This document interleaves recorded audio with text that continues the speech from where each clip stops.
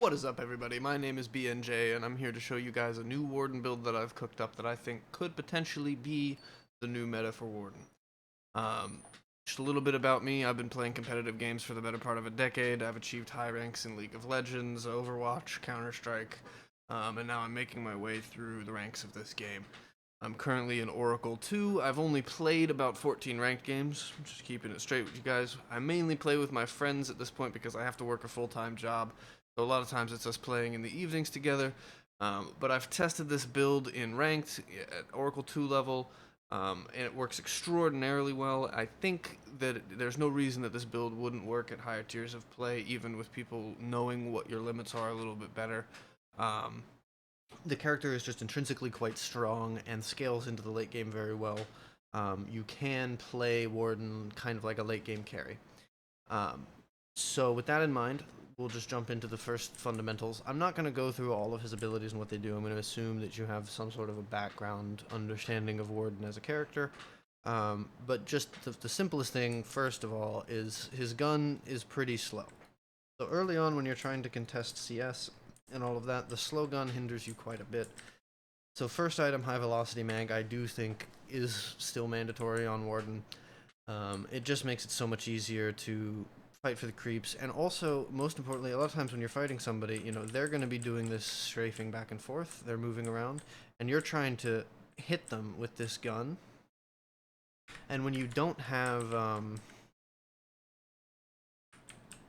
high velocity mag, the travel time on that, when you're trying to harass somebody, let me see if I can get to this moving target over here. So you have to lead. You see how much I'm leading by to hit those headshots? I'm used to it because I've been playing this character so much, but that's a lot of lead. And it can make it when they're actually AD-ADing and moving with random timings and not just holding a strafe key constantly. It becomes really tricky actually to get your main harass off. So high velocity mag, mandatory, you gotta buy it. Well, it makes last hitting easier, it makes harassing easier. And so then just a quick side note there, his headshot is really strong. The per bullet damage on Warden is quite high because his gun shoots pretty slow and the projectile speed is low. So each headshot can do like 45 damage. So if people want to take quick trades with you like this, you can pretty quickly, you know, rack up a nice little burst on them of a quarter of their health or more. The characters that I would caution you against doing that against would be things like Infernus, because he can set you on fire if you take a long trade with him. Mirage, because of the Jin's Mark, obviously. Kelvin can be a bit of a problem with the beam. The beam is kind of always off cooldown when you want to do something. But a lot of characters, you can kind of push them around with early headshots if you go for them. So that's my second item, headshot booster. Extremely good, I think. Just cranks that bullying level up, you know, when you're taking these kinds of short trades, right, a little burst, 300 damage, right, and then you go back to farm for a little while, you want to take another little trade here, but, you know, there's another 140 damage. Really, the only characters that can compete in that environment are things like Infernus, that will set you on fire and do a prolonged trade on you. So next item on the list here is Mystic Burst. And I'm going to tie this into the level up orders. So you pretty much always want to start with Flask, I think. Sometimes you could start with Cage. I don't think that that's actually as troll as it might seem on the surface. The advantage with Cage is when you're playing the wave, like you meet up, just imagine this is a normal lane and this is kind of the center line, and both parties are kind of rolling around meleeing their creeps, right? When they're doing that interaction with you at level 1, you put the cage on them, they basically have to go back to their turret. And while they're doing that, you can basically clean up all of the creeps really quickly, melee them, guarantee a perfect first wave, and a shove. And sometimes that can be very valuable. Also characters that like to play up on the wave, like Mo and Krill, Abrams, things like that.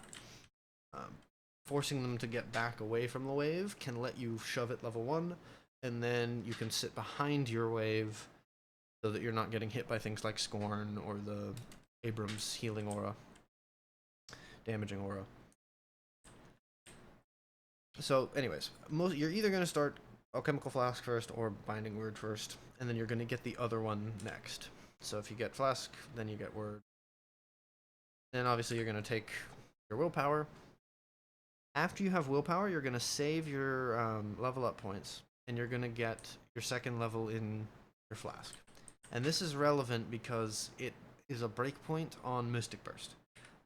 Before you have this plus 50 damage from the second level, Mystic Burst doesn't proc. But when you get that, Mystic Burst will proc. Let me just reset myself real quick here. So just with this, Mystic Burst does not proc, only 68 damage. The level up order would be point in queue. Right, and you unlock everything right. You don't put points into anything else. You just get this up to level 2 immediately as you're unlocking stuff. All of the skills are unlocked because of the sand. But obviously you just unlock things as you're able to unlock. Your first 3 skill points all go into flask. So now with that available, you will see Mystic Burst. If you look in the bottom corner here, you can see Mystic Burst has gone on cooldown. So it does proc now. That's a very important breakpoint. So the combination now, so we were talking about the headshot damage, you can pop out, have a headshot harassment. Then the flask gets involved there. That's another 100 damage. So you can, pretty early on, about 3 minutes in-ish, give or take, you can be quite a bully, actually, if you're able to get these 3 items together and get your level ups on time. So this is kind of your early game, very early laning core, is just trying to headshot people, hit them with the flask, shove the wave, try to be a bully, and get as many souls as you can. The rest of these things are kind of self-explanatory. Reach is good, boots are good, health is good. Health, we're going to build Fortitude because I think that this item is very good on Warden. We'll explain that in Hollow Point Ward, I think, is probably actually core. I might move that into core later on. A lot of times you have like 500 souls, like you're waiting to get, you get Quicksilver, you have like 1750 souls, right? So you buy Quicksilver Reload, and then you have 500 souls sitting around, you can't get anything else from here. Pick up Hollow Point Ward. It fills a slot, it's just a good idea, do it. Same idea with extra regen or healing right. Warden's early jungling is frankly pretty bad, so healing right can at least make sure that you're not coming out of the jungle damaged. Pretty much mandatory to get Quicksilver Reload before you start jungling. So we'll segue into that. Quicksilver Reload, you want to put it on Flask. And this is an important detail. You do not want to run up to people, start shooting, and then throw your flask at them. Because you just used your Quicksilver Reload to reload like half a mag. It's not the worst thing that you can do, if you're just trying to do a quick burst, whatever. But as a rule of thumb, I can just get back real quick. What you want to do is throw the flask at them, then start shooting. Obviously, put the thing on them, chase them down if they run. And right now the cooldown is too long. But what you'll see is the level up order here goes, we're going to put a point into our running. That gives us the movement speed bonus that we want. We're going to put 2 points into the ult. Put 2 points into the ult to get the radius and the DPS. Right? So this just makes the ult harder to get away from and deal pretty big chunk more damage. 70 DPS is pretty significant. After you get those basics taken care of, then you're finally going to put the level 5 on. Try to get this pretty quickly. Because this puts us, takes another 6.5 seconds off the cooldown, and the 35% fire rate slow debuff is very, very significant. So now that once you have that level up, then again, the combo, you throw the flask first, you put the put the cage on them, you're chasing them down, you run out of ammo. If they're caged, you can get a heavy melee in, and then your flask is back, and that does your reload for you. And that timing will only get better and better as the game goes on, and you build some more cooldown reduction.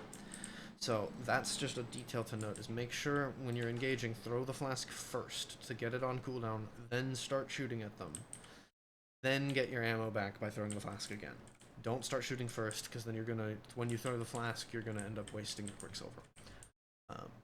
It's a detail that I'm still kind of unlearning. Feels counterintuitive to not immediately start shooting. It actually is worth it. If you play it properly, it's very much worth it. Get another whole magazine. Listen, looking at the other stuff that's in here, I should probably move this stuff over to the left so that it's more clear that you want to get this stuff before you get a lot of this stuff. I still think Majestic Leap is totally core on Warden. the ability to have your ult. So the main issue with Warden's ult, even if you get the perfect setup, like get them right here when they start channeling, they have this whole time to start running away, and then you have to chase them down the distance that they ran while you were channeling, and they're still running away the whole time, right? So the key thing with Majestic Leap in the mix is that Majestic Leap lets you land, you're right next to them as the first tick goes off. So then you're in this very close distance, you have a movement speed ability in your 2, and they have to try to get away from you. And it just makes your ult it makes your roaming, in a general sense, extremely strong. So the game plan basically at this phase of the game with the build is every time that ult is off cooldown, you should have Majestic Leap, and you're going to look to make a play entering from the side, like your teammates are getting into a fight with somebody, you Majestic Leap in from the side, land with your ulti, full combo them, dump everything. Most of the time they die, if being real here. And then while you're waiting for the long cooldown, because we haven't taken the final level yet, it's still 130 seconds. While that 130-second cooldown is happening, that's your window to farm, take jungle, do all the kind of stuff that you want. Right. And then when it's back off cooldown again, then you go and you do another. So that's kind of the mid-game philosophy with this build. It's just make a play with your ult, and then when it's on cooldown, farm, buy some stuff, ult's off cooldown, go make another play. You should generally, when you're not using your ult to make a play, you want to be in the side lanes as a split. Warden is really good split pushing, and with the amount of mobility that we're going to build, you can get from the side lane to a mid fight very quickly. So, having just said that, the rest of these mid items are really all playing around movement speed. Slowing bullets makes your opponent's movement speed worse. Slowing Hex makes your opponent's movement speed worse and silences their movement items. I think this is pretty much mandatory. There's always a lot of times you want to be doing this combo that I'm talking about. You're popping in from the sky and landing right next to somebody. That somebody that you're landing next to, a lot of times you want it to be a carry. So when you're landing on that, like maybe it's a Wraith, maybe it's an Infernus, maybe it's a, whatever it is. As you land on them and as you're falling down on them, you slowing Hex them. The Wraith can't teleport away. The Infernus can't flame dash away. It's really, really significant, and it messes them up big time. They basically have to stand and fight, but that's a choice that is going to get them killed 100% anyways. So you put them in a really, really, really difficult position. I think slowing Hex is 99.999% of the time by every game. There might be some rare exceptions where you need something different, like maybe if Vindictor or Grey Talon is really messing you up. A lot of times they're already in the air, so slowing Hex doesn't help you, so you need knockdown, for example. But anyways, so like I said, the rest of the stuff in here is things that give you movement. Fleetfoot gives you movement. Soaring Speed gives you movement. Divine Barrier gives you movement. Spirit Armor, you just kind of gotta build that every game, I think, right now. Spells do a lot of damage. And then Fortitude, the reason that Fortitude is in here is because you have all this mobility. Let me get the flex slots here.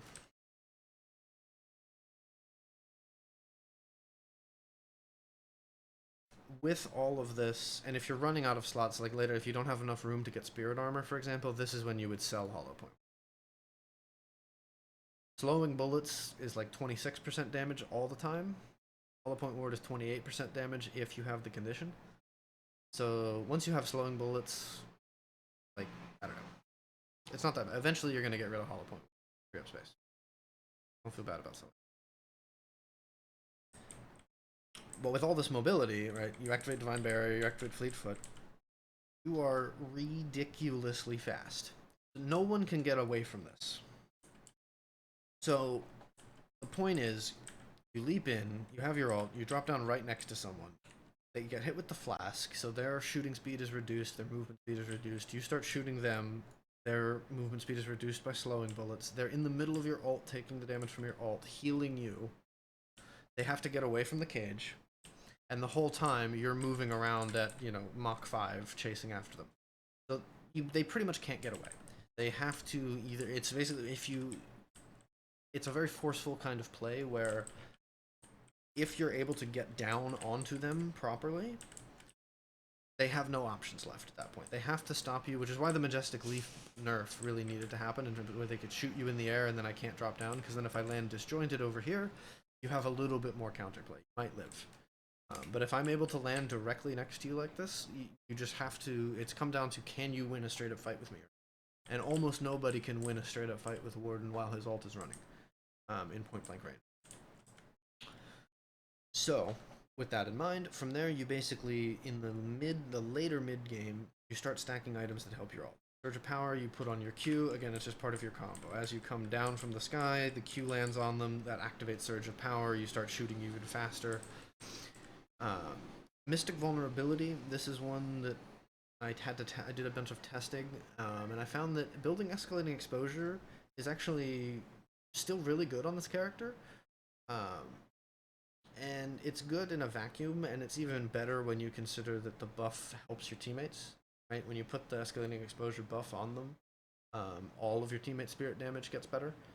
So it's really a big deal. And so getting it early, a lot of times, it can really increase your damage somewhat noticeably. If they have built one of the armors, like if they've built Spirit Armor, this is pretty much 12% damage returned to you for a 1200 item. Like, that's very good value. So building this is actually really important, I think. Improve reach you put on the cage just to make it more likely that they don't get away. Diviner's Kevlar is amazing because when you're coming in, you pop your ult in the sky, you come down, you have more spirit lifesteal, you have this huge bullet shield, you have this extra spirit power and spirit shield, and the cooldown reduction just helps you use your ult even more. Right. Then you finish Escalating Exposure. Now throughout all of this, you notice I'm filling up on slots quite a bit here. As you're building, if you come back and you have a lot of money to spend, but you are out of slots, that's when you start upgrading stuff. So get your Headhunter upgrade, get your Pristine Emblem upgrade. This is where the build really starts to take shape in terms of hybrid, because just with the gun alone, I can do, yeah, I got 2,000 with a clip. So even if they have like a heavy amount of resist, that's going to be like 1,000 damage clip. The body is, less impressive, 1,000. But obviously I can do 2 of those clips with my Quicksilver reload. Doing it like this. 300 damage from the flask, right? And then imagine the ult running at the same time, right? So the ult running is like, I'll just see how much damage this does right now. It's a lot of damage. Right? You see the stack, 3,000 damage. So between the 2 clips and the ult, you're looking at like a 6,000, 5,000 plus damage nuke. And even with resistances, that's going to be like a 3,000 damage nuke. Right. So you're pretty much a monster at this point in the game, and I don't have a lot of health, only 1,900 health. Finish taking all your level ups by now, probably. So you really want to think of yourself as a skirmish character. You're not a frontliner, you're not durable. The ult, unlike some builds, so some Warden builds, the ult is so strong that you can just 1v5 with it. You land in a group of a whole bunch of enemies and the ult will just full sustain you back completely. Your ult is not that strong with this build. It's high damage and it's quite good, but as we really don't have a lot of resistances. Our stats. Our spirit resist is pretty good, but we really don't have a lot of bullet resist. We don't have a lot of health in general. We're kind of a squishy carry type character. We're really more along the lines of something like Haze than we are one of the more tanky builds, So you want to get in with your Majestic Leap, use your combo, use your insane movement speed from all of this stuff to get around and get back to your team. Like, you'll enter in the back line, kill a carry, run through the enemy front line back to your team so that you're with them again. So now the final things to touch on here. Why Spiritual Overflow and Lucky Shot? Why are we building more gun items at the end? Well, basically, if you keep going ult from this point, your ult, like I said, your ult's already doing a 3,000 damage. If you continue to build the ult, you are essentially a bot otherwise. So when the ult's on cooldown, you just become a bot, and the character is pretty much a dud.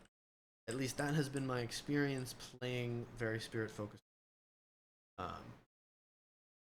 I didn't like that aspect of just being an ult bot, so that's why I kind of started developing this build. So the idea behind building these items is this gives spirit power, spirit lifesteal, cooldown reduction. All of these stats are amazing on Warden. And what are we going to sell for this? We're going to sell Mystic Burst. Because at this point, it's the level 1 item. It's taking up a slot. We don't want to build Improved Burst. I've tested this. There's pretty much no way to get Warden to proc Improved Burst. So you don't upgrade this. You just sell it. So that's how you get Spiritual Overflow in there. And then Lucky Shot. Lucky Shot gives 30% movement slow. So you basically upgrade Slowing Bullets. Slowing Bullets is a 25% movement slow. You basically upgrade Slowing Bullets into Lucky Shot in a roundabout. The other things that you can sell are Divine Barrier. Really need that item strictly. Slowing Hex in the late game. You should probably get Superior Duration on your ult instead. In the late game, you actually don't need Enduring Speed. You're so fast, you can replace it with Leech. So I don't have Enduring Speed anymore. But notice with Fleetfoot and 2, like, this is still an absurd amount. And having Leech instead of that mobility can often be worth it. Anyways, so with these 2 new gun items, let's see what this gun now does.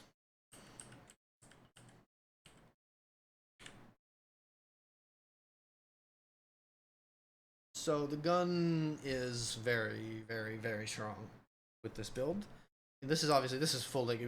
For the most part, you get to the point, I would say here, where you've gotten these purple items, you've upgraded these 2, and that's kind of it. Most games will stop before you start getting to Spiritual Overflow and Lucky Shot, but if you're having one of those games that's going to 45 minutes, 50 minutes, and it just won't end, and you have 10k souls and you don't know what to get these, get Spiritual Overflow and Lucky Shot. Don't get more purples. Ult can really only get so strong. And you want your gun to be effective so that you can have good uptime when you're fighting, just skirmishing like this. You could force carries to back up just because you're there, basically. Even if you're not doing, it turns you into something that actually has a frontline presence. And so just to show the full combo, let me actually do this real quick. On a Wraith as enemy, you take control.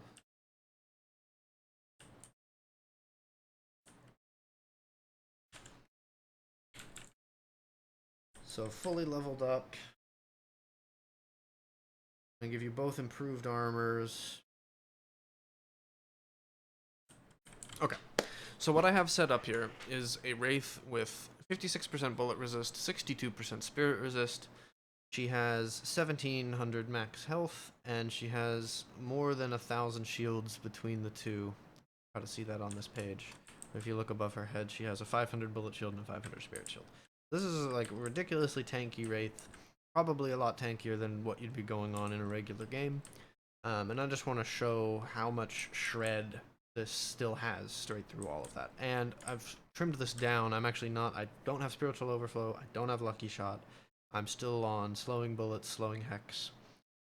So this is this is more realistic, this is what you would have probably at like 40 minutes, 35 minutes maybe. Depends on how quick your farming is. You can imagine, ignore the minions for the sake of it, if you imagine your team's having a fight over there, you know that it's happening, you're coming up from the side, you're entering from the side like this, you're dropping down. As soon as you drop down, you Slowing Hex. So she can't use her escape to get out of that.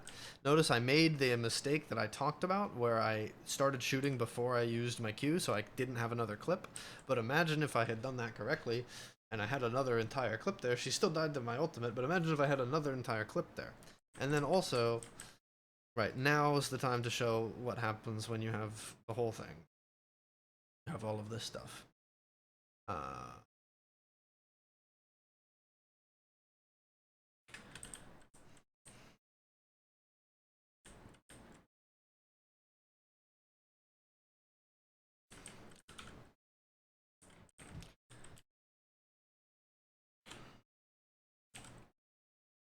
So the amount of damage output that you have there is pretty insane again. And when you have that much damage, the carries have to play differently or kind of around, and if they don't respect you, then you just get free kills and you just win the fights. And I find a lot of times when they do respect you, what happens is you drive a wedge. So the carries back off from their team. So now you are between your team. Like, there's you. On one side of you is their carry that's trying to flee for their life desperately. And then on the other side of you is the rest of their team that's now pinched between you and your whole team. And if you come in and pinch with the rest of your ultimate, a lot of times you just clean that fight up very. So, yeah, in a nutshell, this build is about being a hybrid damage, high damage, carry type build where in the late game you do insane amounts of spirit damage, insane amounts of weapon damage. You have very, very, very high built-in move speed. I did not mean to sell Fleetfoot.